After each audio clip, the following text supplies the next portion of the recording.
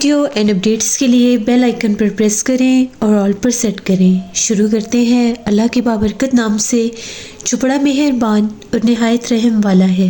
तमाम तारीफ़ें मेरे अल्लाह रब्बुल इज़्ज़त के लिए हैं। खौफनाक कहानियों के मुअज़्ज़िज़ नाज़रीन को मेरी तरफ़ से अस्सलाम वालेकुम।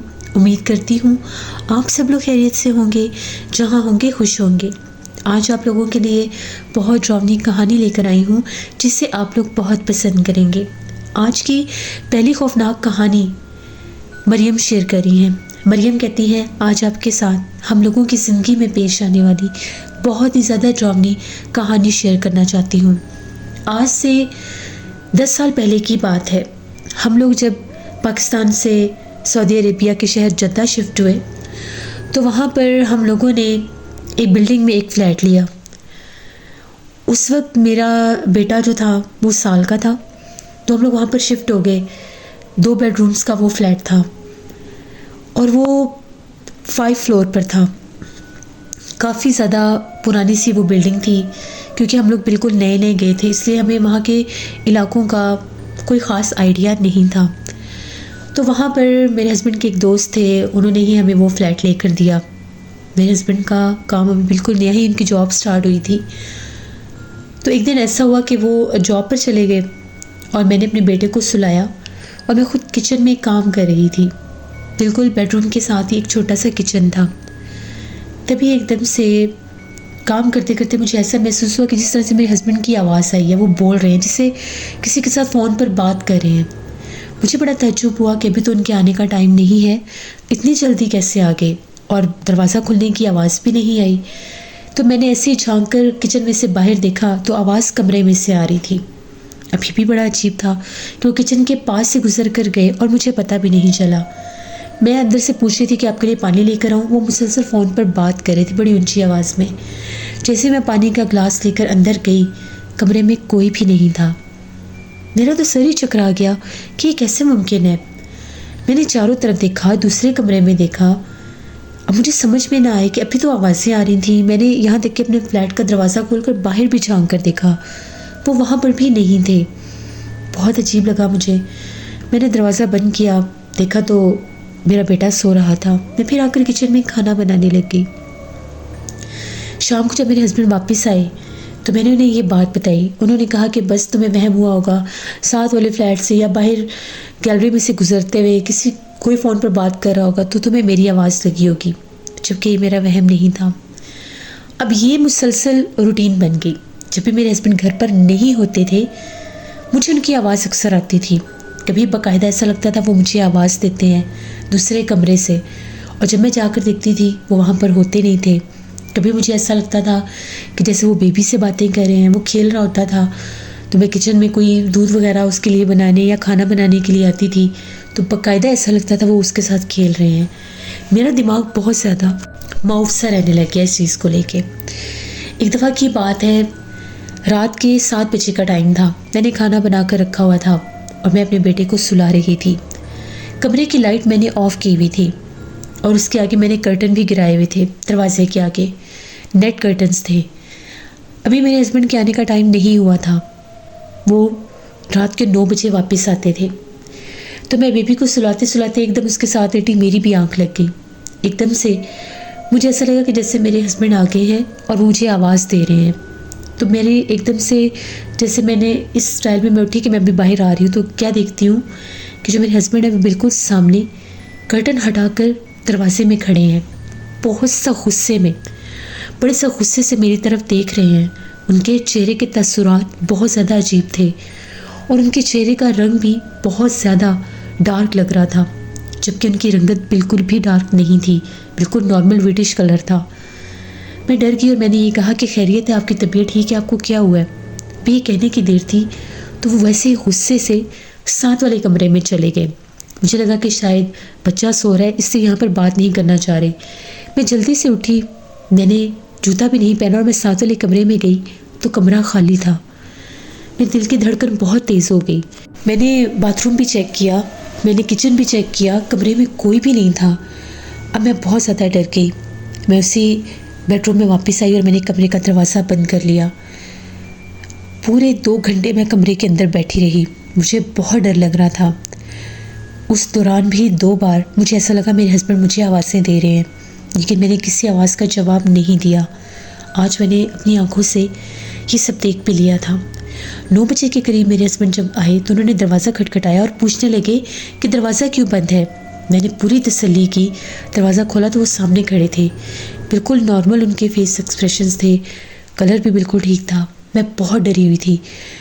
वो मेरे से पूछने लगे कि सब खैरियत है, तुमने घर का दरवाज़ा यूँ कमरे का दरवाज़ा क्यों लॉक किया हुआ है, क्या हुआ है और तुम इतनी डरी हुई क्यों हो।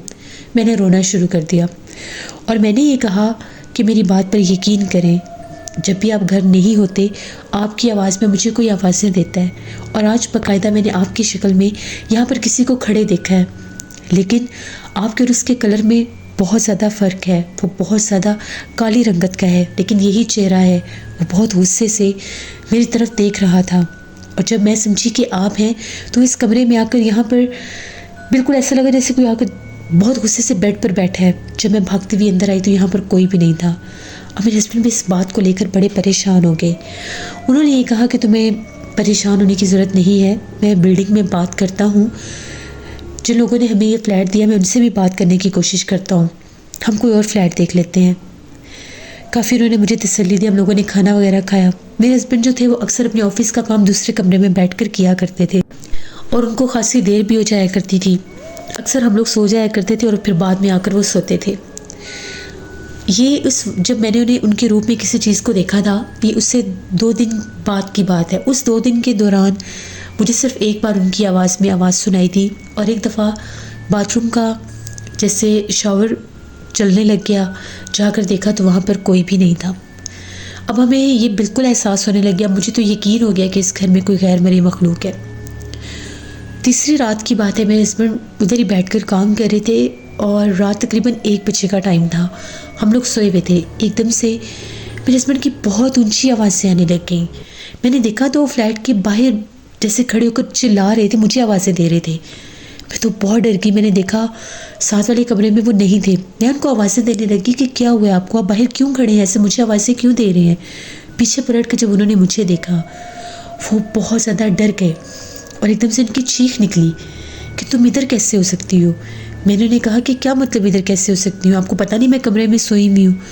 उन्होंने ये कहा कि मैं कमरे में काम कर रहा था, दरवाज़ा आधा खुला और आधा बंद था, लाउंज की लाइट भी ऑफ थी क्योंकि वो रोशनी हमारे कमरे में आती थी और हम लोग डिस्टर्ब होते थे, तो रात के वक्त हम लोग लाउंज की लाइट ऑफ कर देते थे, किचन की लाइट फिर भी जलती रहती थी।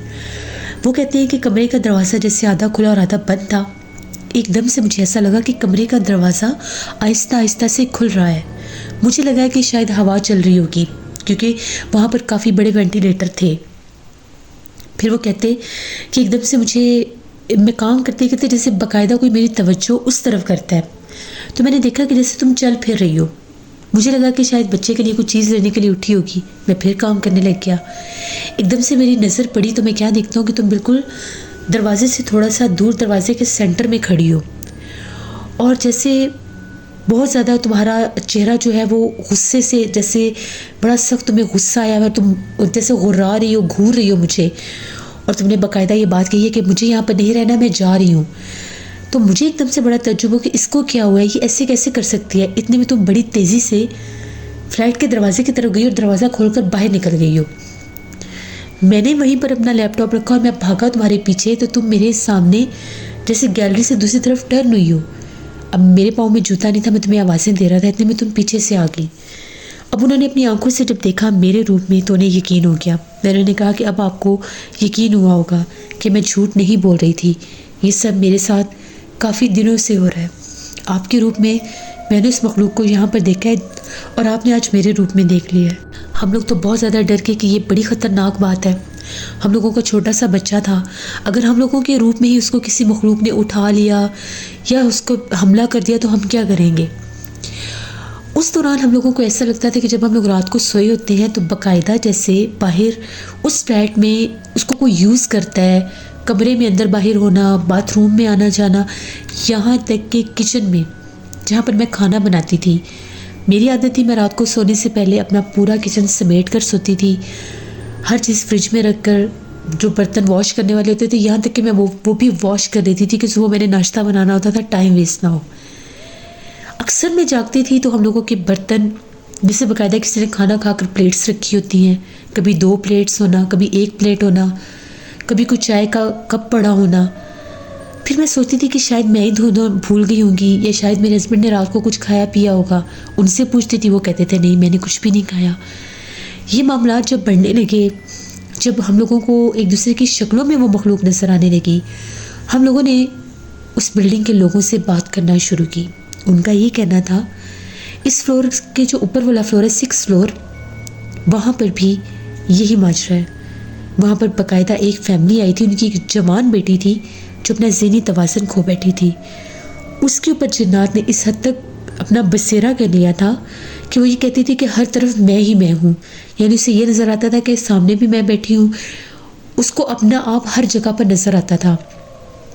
यहाँ तक कि उसके घर वालों ने उसको साइकेट्रिस्ट को दिखाना शुरू कर दिया। सबने ये कहना शुरू कर दिया कि इसका ज़हनी तवाज़ुन पलट गया। वो रोती थी, वो कहती थी मैंने कमरे में नहीं सोना, बेड पर मैं ही सोई हुई हूँ।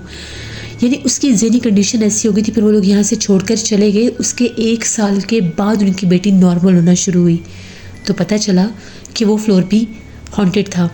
यहाँ पर ऐसी मखलूक़ात का बसेरा है जो उन्हें इंसानों के रूप में उनके सामने आते हैं और उनको डराते हैं, लेकिन उनके चेहरे बहुत ज़्यादा स्याह और खौफनाक होते हैं।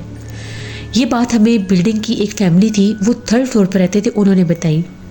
हम लोगों ने जब वहाँ के डीलर से बात की, उसने साफ इनकार कर दिया कि यहाँ के लोगों की बातों पर बिल्कुल यकीन ना करें।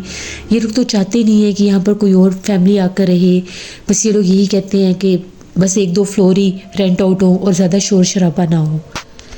एक और बात हम लोगों ने बड़ी नोटिस की, अगर हम लोग थोड़ी देर के लिए भी घर से बाहर जाते थे तो जब वापस आते थे, सफाई वगैरह करके जाते थे, तो घर में वापस आते थे तो ऐसा लगता था कि घर में कभी सफाई हुई ही नहीं है। अब 1-2 घंटे के लिए घर से बाहर जाएं तो ऐसा कभी मुमकिन नहीं है कि आपकी दीवारों के ऊपर, आपके दरवाज़ों के ऊपर जाले बन जाएं। ये हमारे साथ होता था। हम 1-2 घंटे के लिए डिनर के लिए भी बाहर जाते थे, वापस आते थे तो पूरा घर मिट्टी से भरा होता था और इतने इतने बड़े जाले लटक रहे होते थे। हम लोग खौफज़दा हो जाते थे। अब हम लोगों को ये एहसास होने लग गया कि वो मखलूक बहुत ज़्यादा अपना आप ज़ाहिर कर रही है। एक रात तो किसी ने टीवी भी चला दिया, जाकर देखा तो लॉन्च में कोई भी नहीं था। फिर हम लोगों ने और फ्लैट ढूंढने शुरू कर दिए, किसी और डीलर से बात की, उन लोगों ने एक और बिल्डिंग में हमें फ़्लैट दिखाया। हम लोगों ने तकरीबन 1 माह से पहले वो बिल्डिंग खाली कर दी थी। जब हम लोग वो बिल्डिंग खाली कर रहे थे तो वही 3rd फ्लोर वाली फैमिली, उन लोगों ने हमें यही कहा कि आप लोगों ने बहुत अच्छा किया है, आप लोगों का छोटा सा बच्चा है। 5th, 6th और 7th फ्लोर तीनों बहुत ज़्यादा आसिफ़ज़दा थे। उनका ये कहना है कि यहाँ से बाकायदा चीखें सुनाई देती हैं। 4th फ्लोर तक भी मामलात नॉर्मल थे, वहाँ के लोगों की भी कुछ शिकायत थी। वो कहते थे कि हमें यहाँ पर कोई चलता फिरता नज़र आता है, लेकिन वो कौन है कोई पता नहीं चलता। किस फ्लैट की वो औरत होती है, किस फ्लैट का वो मर्द होता है, वो बहुत पुरसरार हैं। वो एकदम से सामने आते हैं, एकदम से गायब हो जाते हैं। यानी अगर आप अपने फ्लैट में जाने लगे हो, आप लिफ्ट से बाहर निकले हैं, आपके सामने कोई खड़ा है, आप दरवाज़ा खोलने लगेंगे वो गायब हो जाएगा। तो ये मामलात थे वहाँ पर। हम लोगों ने जितना टाइम वहाँ पर गुजारा, मैं इसको कभी भी नहीं भूल सकती। वो बहुत डरावनी बिल्डिंग थी, उसकी दरो दीवार भी कुछ अजीब सी थी। वहाँ पर हम लोग जब भी लिफ्ट यूज़ करते थे, लिफ्ट से बाहर निकलते थे तो बाकायदा ऐसा लगता था कि जैसे अभी हमारे सामने से कोई गुजर के गया है। एक लम्हे में वो आंखों से ओझल हो जाता था। और जो हम लोगों के फ्लैट में मामलात थे वो तो बहुत ही ज़्यादा डरावने थे। फिर अल्लाह का शुक्र अदा किया, हम लोगों ने वो फ्लैट छोड़ दिया। वो जगह बहुत आसिफ़ज़दा थी। और वो जिन्नात, जब पाकिस्तान हम लोग आए, हमारे यहाँ पर बुज़ुर्ग थे, उनसे मैंने ये सारी बातें डिस्कस की। उनका भी यही कहना था कि वो बहुत सख्त जिन्नात थे जो इस तरह से अपना आप ज़ाहिर कर रहे थे। अभी वो सामने आ रहे थे, बाद में वो आपके पास बाकायदा उसी रूप में आकर बैठ भी सकते थे और आपको पता भी नहीं चलना था कि वो असल इंसान है या जिन्नात। इतने ज़्यादा खौफनाक उनके चेहरे हो जाते थे। फिर हम लोगों ने अल्लाह का शुक्र अदा किया कि बच्चे को कोई नुकसान नहीं हुआ। लेकिन एक बात है कि जब वो एकदम से बैठा बैठा खेलता खेलता हम लोगों का जो बेटा था वो रोना शुरू हो जाता था। इतना रोता था कि 2-2 घंटे वो रोता रहता था। कभी मुसलसल एक कोने में देखता रहता था या कभी मुसलसल दूसरे कोने में, फिर मुसलसल दुरूद पाक आयतल कुर्सी में पढ़ती थी तो अब सोता था। फिर हमें, जब मेरे हस्बैंड को इन बातों पर यकीन हुआ अपनी आंखों से देखकर, फिर वो जब भी अभी भी हम वहीं पर रहते हैं तो वो मुझसे पूछते हैं कि तुम्हें कभी भी कोई हल्का सा भी कुछ ऐसा महसूस हो तो फ़ौरन मुझसे शेयर करना, क्योंकि मैं कोई भी रिस्क नहीं लेना चाहता। आप लोगों से भी यही कहना चाहूँगी, हर बात वहम नहीं होती, हर बात आंखों का धोखा नहीं होता। बाज़ औक़ात जिन्नात अपने साइन देना शुरू कर देते हैं। जो जगह सेफ ज़दा होती है वहाँ पर वो आपको कोई ना कोई निशानी ज़रूर देते हैं, कभी ख्वाब के ज़रिए, कभी किसी आहट, किसी आवाज़ के ज़रिए, कभी किसी शबी के ज़रिए, लाइक कोई चेहरा बन के सामने आ जाना, कोई हेवला बनकर सामने आ जाना। तो उन चीज़ों को बिल्कुल भी इग्नोर नहीं करना चाहिए। ये मेरी एक स्टोरी थी जो मैंने आपके साथ शेयर की। बहुत शुक्रिया मरियम आपका। लिसन, बिल्कुल ये बात ठीक है, जिन्नात जहाँ पर होते हैं वो अपना आप ज़ाहिर कर देते हैं। बहुत से जिन्नात की मुख्तलिफ़ इक़साम होती हैं। कहा यह जाता है जो नेक जिन्नात होते हैं वो सफाई पसंद होते हैं, उस जगह पर सफाई का ख्याल रखना चाहिए, वहाँ पर इबादत की जाए तो वो नुकसान नहीं देते, खुश होते हैं और ऐसी जगहों पर खुशबू महकती रहती है। बाज़ औक़ात जो शयातीन जिन्नात होते हैं उस जगह पर गंदी स्मेल का आना, गंदगी का रहना और वहाँ पर इबादत करने से आपको नुकसान होता है। डरावने ख्वाब आते हैं या घर में नुकसान शुरू हो जाते हैं। तो ऐसी जगहों से हमेशा निकल जाना चाहिए। अपना फीडबैक मुझे ज़रूर दें। आप लोगों को आज की खौफनाक कहानी कैसी लगी? आप लोग भी अपनी खौफनाक कहानियाँ शेयर कर सकते हैं डिस्क्रिप्शन बॉक्स में दिए गए ईमेल आईडी nushin57@gmail.com पर। इसके अलावा आप लोग मुझे कमेंट बॉक्स में भी स्टोरी शेयर कर सकते हैं। हॉरर स्टोरीज उर्दू पर मैं कल स्टोरी ऑन एयर करूँगी, उसको भी विजिट करिएगा और सब्सक्राइब करिएगा। Thank you for listening my stories. Stay blessed. अल्लाह निगहबान।